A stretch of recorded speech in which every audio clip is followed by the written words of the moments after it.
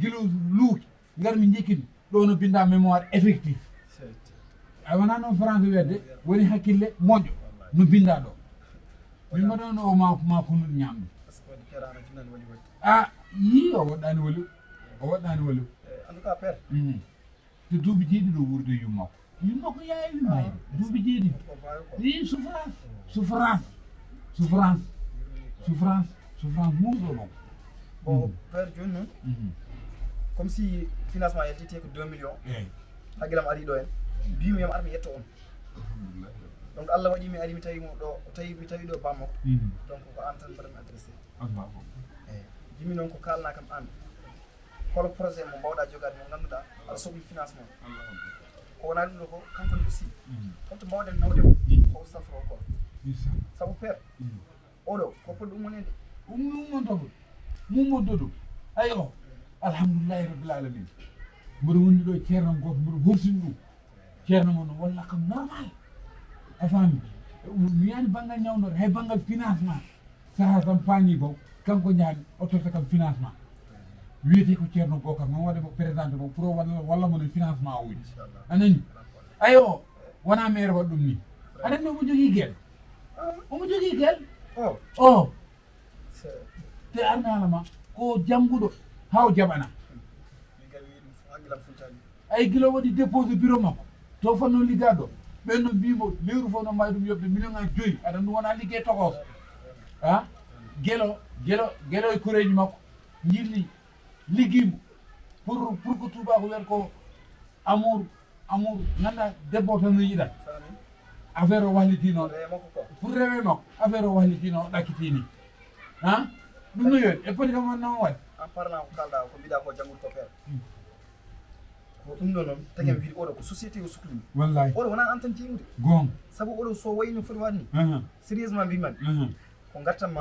gartam leydi ndi foof ɗum waɗi min mi ƴewata ko guiƴam mi ƴewata ɗum ɗo ene waɗa ɗum ɗo ni so taw min mboɗo wawi wadden ko wawi addude hen participation armi haalama wona garani konngol ma miiɗi huyde mbaɗa wali paɗe te aɗa min wona jagnamnoy kam paɗe kono ko kanko bammakko ƴetta ɗo nawɗum paɗe aleykum salam nawga ça va bien non si ok ça va aussi garɗa kadi goɗɗo non hande kay ko jaɓɓal gongal ça va bien mais ma jaafere no toujours famata ok musimi tan affaire pulla tugolore ma affaire non sinon ça va bisimilla baba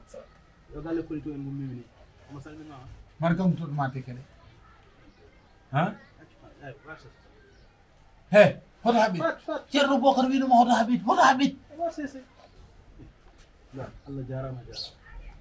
ni darle actuellement père je vais très bien t'inquiète pas joni ko garanni tan ko jiɗo yaade cité on ko digital quoi après je vais mami rawdo ko baɗum to déposer pour voir quoi yawto hadoro do mais copain bisimilla maali a weltanama ay suka debbo ko goro tan jogui e metella goro e metella ay so ñimɓi o hangue so itti o sell branche ma tan no wayni prix ay prix de rolo ça veut dire branche naña courant mbaɗa dépense mbasa courant ko noon o waade ndiyam aɗa ɗum yoɗay mais père kiɗo mbaati père kangal so tawi ko cikkannumi ko kangal wawa sellude ha wayni o père peut être no wino ñanden ni ko ɓanon règle tan waɗa ɓerande no wonko mettimo rek ɗum père dal financement o dal miijinom ɗo hen mais 2 millions ɗi dal wona ɗo fayi ko ɗum noon non par ce que waɗat fooɗi ɗo quoi wona wima ko prix wona watte branche ɗum waɗe débranche père oɗo ko hañino on rek inchallah peut être ɓurata quoi a faami bon inchallah mi salminima 2 millions noon bon hañino rek inchallah après arata kam 2000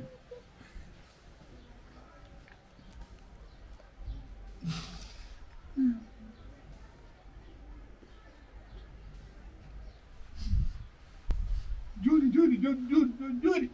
mbaɗa haala mettam o bâtiment hade ɗum dara tan ko fitori ko kala ko dañɗon mi waɗi hen